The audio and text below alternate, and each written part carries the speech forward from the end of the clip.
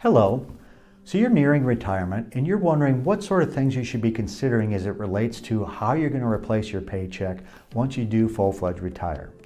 Well, you've come to the right place because today we'd like to talk through with you how we go about doing retirement distribution planning for our clients. So the first thing we would recommend that you do is categorize any assets that you've saved up for retirement into the various buckets. Here at Modern Dollar, we use the 3-bucket theory. Bucket number 1 are things that you've saved up after you've paid taxes on them and they're non-retirement type savings. So it's your bank accounts and your brokerage accounts.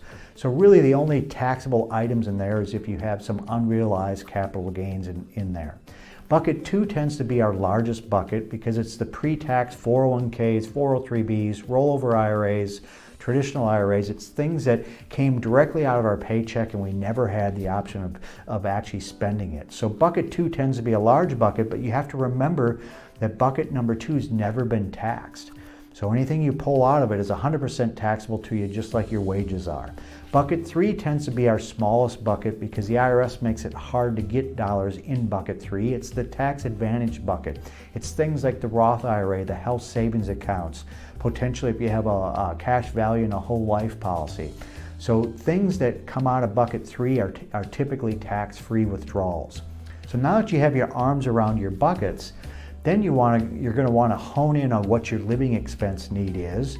And once you know what that living expense need is, you're going to want to look at your buckets and figure out, is it better for me to draw 100% of my living expense need from one of these buckets, or is it going to be better from a tax perspective to draw maybe some from each bucket, piecemeal it out?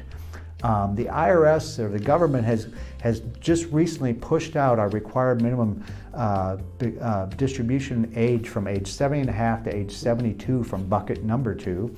And also if you've saved up a lot of money and you don't need to take Social Security until age 70, that's going to open up a lot of tax planning strategies for you throughout your 60s if you happen to retire in your 60s.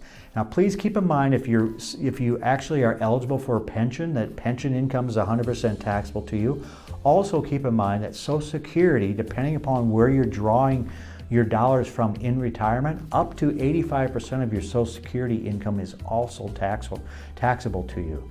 So keep that in mind. So once you have this all drawn out and you know which buckets you're going to draw from and what you're going to need on a monthly basis, we would recommend that you set these distributions up on autopilot and set it up on a systematic basis, coming out either on a monthly, quarterly, semi-annual, or annual basis.